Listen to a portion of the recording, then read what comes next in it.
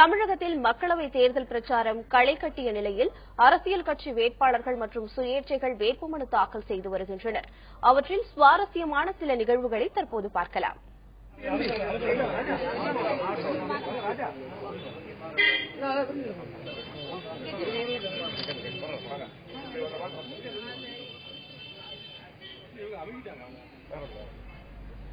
தென்காசி நாடாளுமன்ற தொகுதியில் அதிமுக கூட்டணி வேட்பாளராக புதிய தமிழகம் கட்சித் தலைவர் டாக்டர் கிருஷ்ணசாமி போட்டியிடுகிறார்.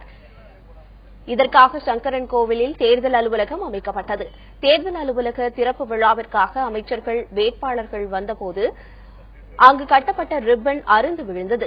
இதனை கவனித்த அமைச்சர் ராஜேந்திர பாலாஜி ரிப்பனுக்கு முடிச்சு போட்டதுடன் சரி 3 முடிச்சு போட்டுவிட்டேன் என்று கூறியபோது அங்கு சிரிப்பொலி ஏற்பட்டது.